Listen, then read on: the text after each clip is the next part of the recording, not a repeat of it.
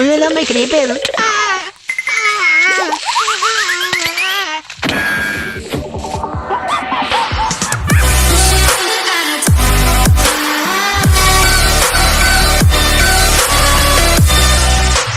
Yo, what's up guys? Sir Kotik here. Magandang umaga, magandang hapon at magandang gabi sa inyong lahat.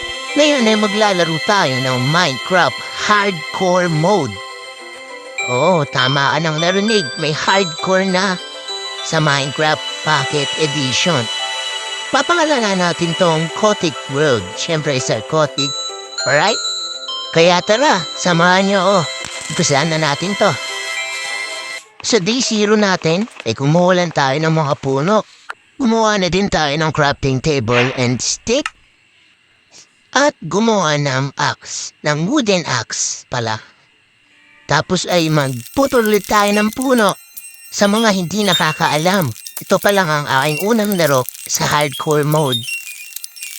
Pagtapos natin kumuha ng puno, ay gumawa na tayo ng ating makakain and syempre, yung wool para makagawa tayo ng bed.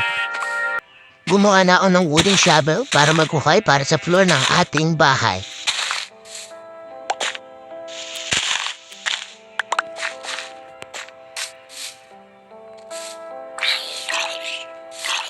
Pagkalingon ko nga may nakita akong zombie. Buti na susunog na siya. Natatakot ako kaya gumawa ko ng makakambutan tayo pero hindi, patay na pala siya. Dito naman habang nagkakarap ako, ay may narinig ako. Yung pala may zombie na, kaya pinintay na natin yan. At naglagay ng bed para matulog, kaso hindi pa pala pwede. Kaya nagantay muna ako ng ilang oras at natulog na. Alright, day 1 na tayo. So, start na natin ulit yung pag-uhukay. 1, 2, 3. Then, boom! Tapos na agad, diba? Lupit!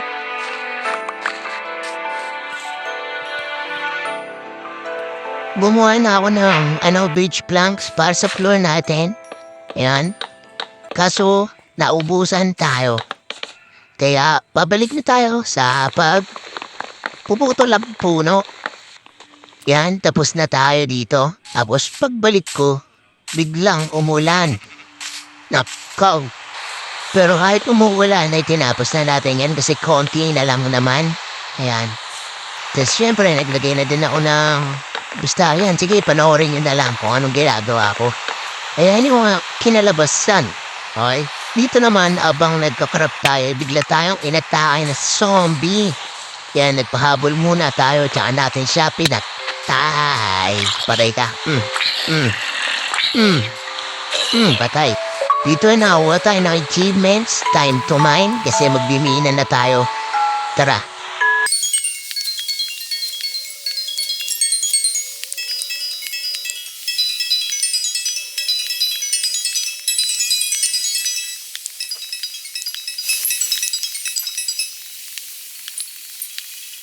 Pagtapos natin magmina ay bumalik na ulit ako sa base natin para gumawa ng tawag dito, furnace, yan. Para magluto ng ating makakain.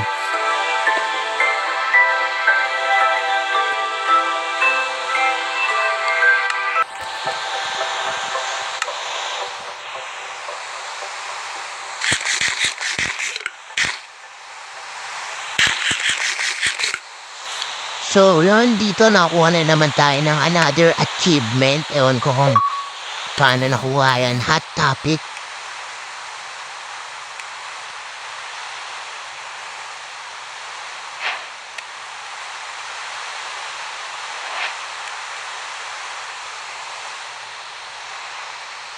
Yan, tinanggal ko na yung furnace and crafting table. Tapos dito nakuha ulit tayo ng achievement. Getting an upgrade. Tapos, time to strike. 2 nakuha natin. Promekta na ulit sa cave, tas gumawa ng torch para may ilaw tayo.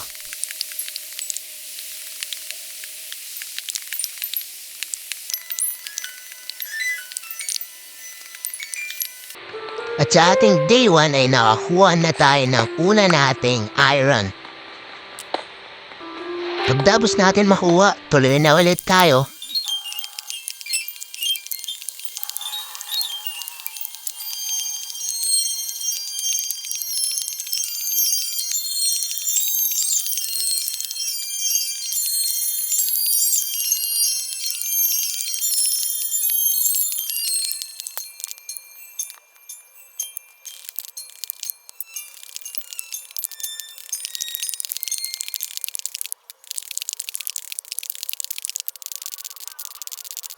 Pagkatapos natin magmina ay napansin ko gabi na pala. Kaya matulog na tayo.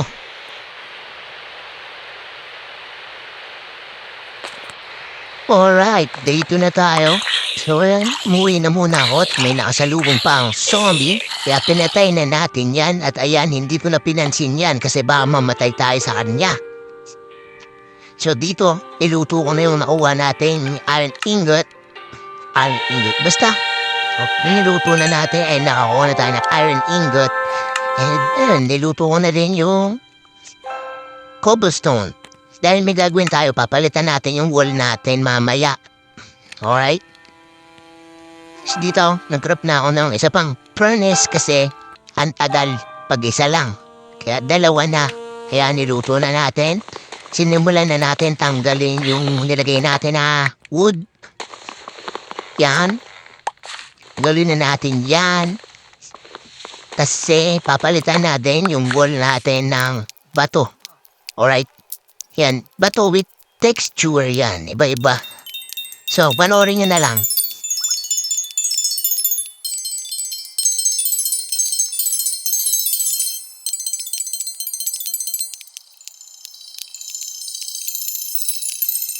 Yun, ginabi na tayo sa day 2. Naglagay lang tayo ng wall. Kaya natulog na tayo. At here we go. Day 3. Di natin natapos yung wall kaya itutuloy natin. Let's go.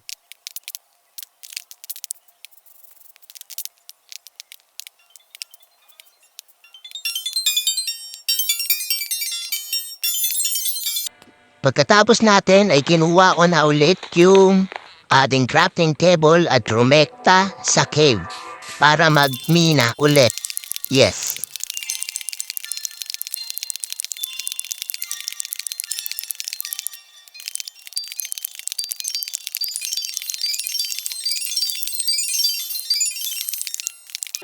Yun na nga, nasira ang ating stone pickaxe kaya gagawa na tayo ng iron pickaxe and iron axe. Siyempre, para matagal-tagal natin din magamit. Alright, let's go!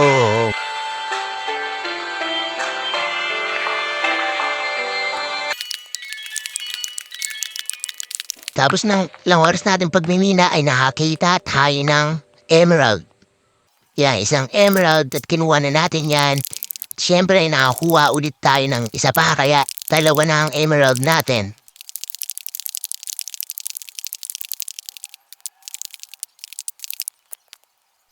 Dito ay naputol yung video kaya hindi ko na na-record. Yes, ito ay day 4 na at gabi na at matutulog na tayo. Yan. Ang ginawa lang naman natin sa day 4 ay inayos natin yung bahay natin, yung lapag, pati yung sa taas. Na kung napansin nyo, yan, papakita ko. Bahay natin.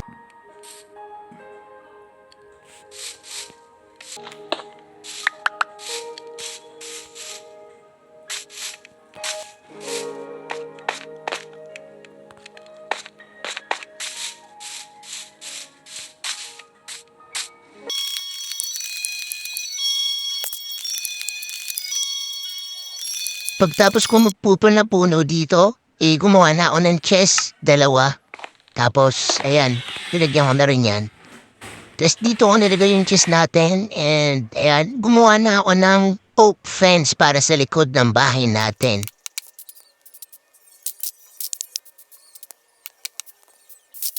So yan, madilim na, kaya pumasok na ako sa loob ng bahay at natulog.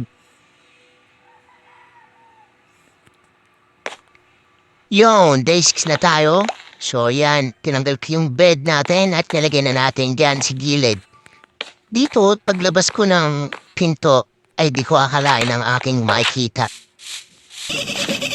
Whoa, whoa, whoa, whoa, whoa, whoa, whoa, whoa, hey, hey, hey, hey, hey, hey! Why are you running? Why are you running?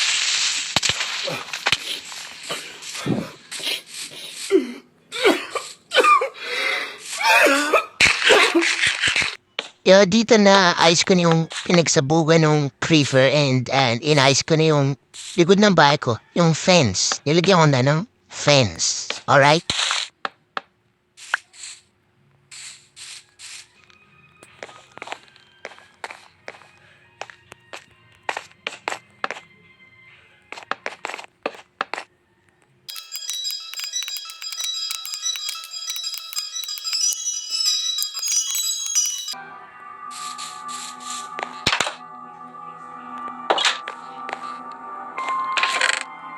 nilagay ko na yung yung ilan sa mga gamit ko sa chest para hindi ma-full yung inventory natin. Gumawa na ako ng stone shovel para makakuha tayo ng sand panggawa ng glass. So ito, lumabas muna ako at kumuha ng pagkain natin.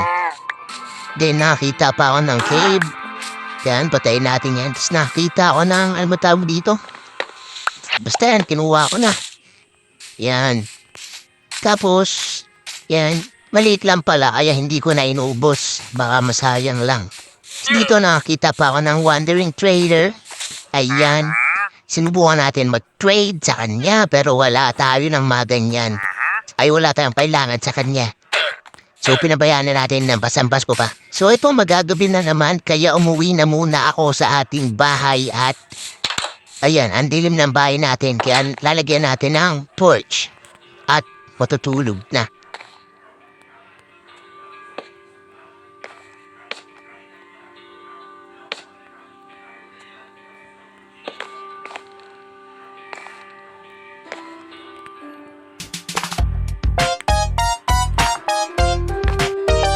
Yon, day 7 na tayo. Yan, tinagal ko yung torch yan kasi ang pangit tignan. Yan, dyan na lang natin lagay. Tapos dito, lumabas na muna ako ng bahay and pumatay ng zombies. Ayan. Nakaisa pa siya dun ah.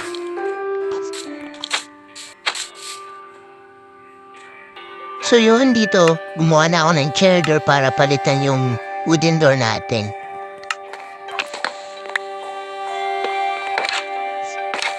Yan, maganda ba tignan? Parang hindi naman eh. So yan, pati sa likod, ilagay ko na din. Tapos dito nag-stock na tayo ng food kasi lalabas tayo para maghanap ng sand and yan. So ayan, nandito na tayo. Dito nakakuha pa ako ng sugar cane and karalublub na tayo sa tubig.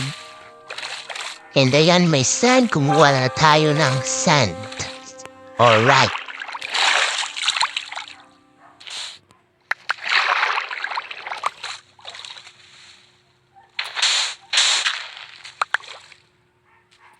So yun dito, pagtapos natin makakuha ng sand ay nakita ako ng kuweba. Kaya papasukin natin iyan. Ayan, ito yung kuweba na sinasabi ko. Kaya papasukin na natin yan. Tara. So yun, nandito tayo sa loob. At ang dilim, kaya magtalagay tayo ng torch. Alright. Ayan yung tuwan guy. So yan, nakakuha pa ako. Nakita pa pala ako ng glowing squid. Patawag yan? So, kunin na natin yan. Ayan. Alright. Dito, bumaba na ako ng konti. Kasi yan, may nakita ako sa baba yung respawn na ng warden. Kaya hindi tayo bababa ng sobra dun. So, ito gumawa na ako ng parang elevator para dito lang muna tayo. And napakadilim, di ba? Sobrang dilim, man. Yan dito maglalagay muna tayo ng torch and paglagay natin ng torch, nakita natin to. Si zombie boy. Kaya papalapitin natin siya ng konti at saka natin siya aatakin. Yan, wala siyang kalaban-laban. May creeper pa, buti nahulog siya. Walang kalaban-laban yan. Ayan, patayin na natin yan. Tapos, yan, bababa na tayo yan.